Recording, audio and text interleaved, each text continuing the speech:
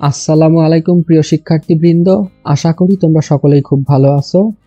তোমরা যারা 2025-এর এসএসসি পরীক্ষার্থী তাদের জন্য আজকের ভিডিওটি খুবই গুরুত্বপূর্ণ, কেননা আজকে আমি তোমাদেরকে এসএসসি 2025-এর পদার্থবিজ্ঞান বিষয়ের চূড়ান্ত সাজেশন দিব। অর্থাৎ যাদের এখনো সিলেবাস শেষ হয়নি অথবা যারা অল্প অধ্যায় পড়ে ভালো মার্ক তুলতে চাও তাদের জন্য আজকের ভিডিওটি।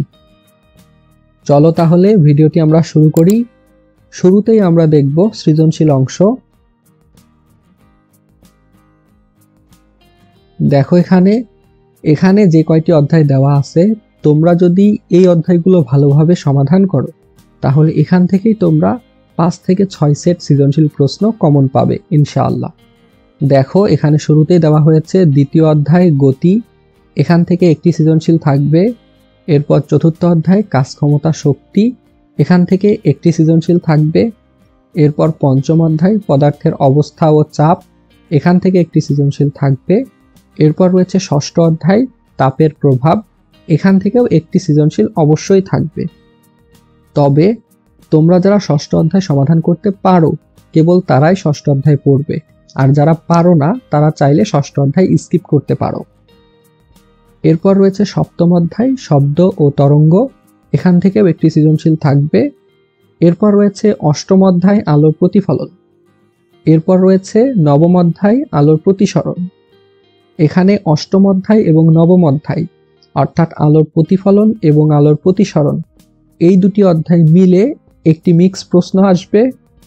এরপর রয়েছে দশম অধ্যায় স্থিরতড়িৎ এবং একাদশ অধ্যায় চলতড়িৎ, এই দুটি অধ্যায়ও একত্রে মিক্স প্রশ্ন আসবে।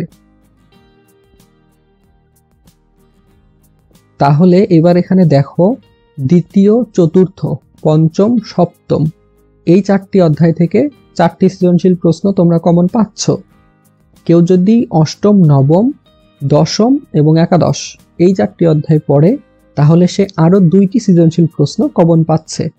তাহলে 4 আর 2 6, তোমাদের লিখতে হবে 5টি সৃজনশীল প্রশ্ন, কিন্তু তোমরা এই অধ্যায়গুলো করলে 6 থেকে 7টি সৃজনশীল প্রশ্ন খুব সহজেই কমন পেয়ে যাবে। আমি আবারও বলছি, যাদের ষষ্ঠ অধ্যায় হয়েছে অথবা ষষ্ঠ অধ্যায় যারা পারে কেবল তারাই ষষ্ঠ অধ্যায় সমাধান করবে, যারা পারো না তারা চাইলে ষষ্ঠ অধ্যায় স্কিপ করতে পারো। এবার আসি এমসিকিউ অংশে। এমসিকিউ অংশ কমন পাওয়ার জন্য অবশ্যই কোনো টেস্ট পেপার অথবা গাইডের এমসিকিউ অংশ সলভ করতে হবে। তোমার সিলেবাসে যে কয়টা অধ্যায় রয়েছে সব অধ্যায়ের এমসিকিউ অংশই সলভ করতে হবে। আশা করি তোমরা বুঝতে পেরেছ। সর্বোপরি এমসিকিউ অথবা সিকিউ কমন পাওয়ার জন্য অবশ্যই তোমাদেরকে বোর্ড প্রশ্ন সমাধান করতে হবে। বোর্ড প্রশ্ন সমাধান না করলে তোমার কমন পাওয়ার সম্ভাবনা অনেকটাই কমে যাবে। এক্ষেত্রে আমি এখানে যে অধ্যায়গুলো দিয়েছি এই অধ্যায়গুলোর বোর্ড প্রশ্ন সমাধান করলেই পদার্থবিজ্ঞান বিষয় নিয়ে তোমাদের আর কোনো চিন্তা থাকবে না।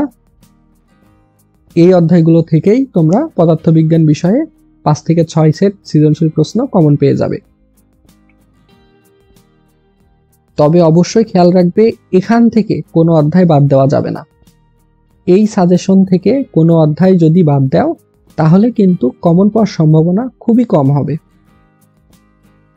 আশা করি তোমরা বুঝতে পেরেছ। আজকের ভিডিওটি এ পর্যন্তই। আশা করি ভিডিওটি তোমাদের উপকারে আসবে। তুমি যদি আমার চ্যানেলে নতুন হয়ে থাকো তবে অবশ্যই চ্যানেলটিকে সাবস্ক্রাইব করবে। সকলে ভালো থাকবে, সুস্থ থাকবে। আসসালামু আলাইকুম।